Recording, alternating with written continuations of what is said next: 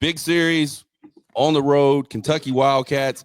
Not like we talked about it. We talked about those Wildcats having some players, but not really being a team that we didn't think when we all picked 2-1. We thought Texas would find a way to lose a game, and they did. Talk to us, man. Zach, get us started. Tell us your thoughts on the series out in Lexington. Yeah, I thought the series kind of played out the way people thought it might, just from the stylistic play, right? Like Kentucky and Texas both like to take a lot of pitches. The stat that really interested me was that no SEC team up until the Texas game on Sunday had gone longer than 5 innings.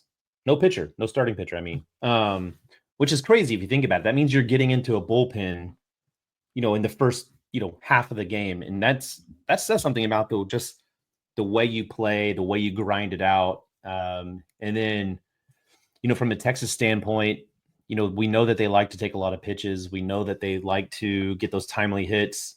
But it was the defense that really impressed me the most. And I know that people have complaints here and there, but they only gave up 2 errors all weekend. They only gave up 2 stolen bases to the team that leads the SEC in stolen bases. And so it was kind of like they did all the right things, or the little things right, throughout the weekend, and just added up, right? It was just that moment here, that moment there. And then it was when they didn't do the little things, that's what cost them the game on Saturday. Dylan Volantis gives up his first earned run in SEC play. It was going to happen at some point. It's just unfortunate it happened at that moment in time, right? I mean, that sent the game into extra innings. So, overall, I thought it was a good series, indicative of the SEC, right? Like, it's a grind it out, do whatever it takes. Both teams have players, but both teams are going to make plays, and it's, ball don't lie. Sometimes, like Kimball Schuessler, he got hit on the arm. They send him back to the home plate. What does he do? He adjusts his bat a little bit, sends it to the right, gets a RBI double. I mean, that, again, ball don't lie. So yeah.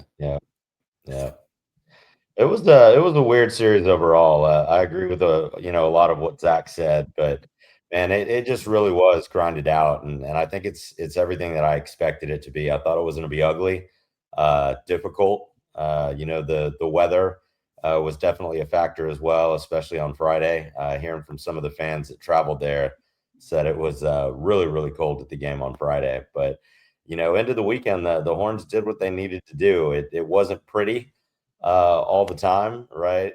We went some very long stretches without being able to produce runs. I think yesterday, going into the top of the third, we were at like 9 2/3 innings offensively without scoring a run.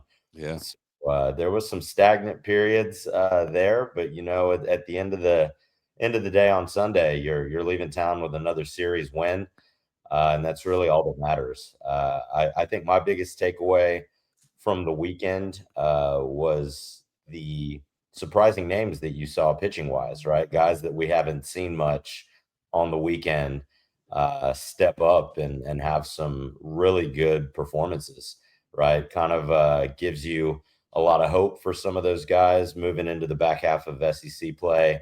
Moffitt, Saunier, guys like that just coming out and pitching really well. So again, we got the job done. It wasn't pretty, but you come home with 2 wins, and you're going to be more than happy with that. Yeah, I think we've talked about it multiple times on this show. Get a win on the road, and you got to be happy with that. I thought what was pretty interesting about it was I feel like this was the first SEC series that Texas really kind of had to win ugly. It just, that Kentucky team is really scrappy.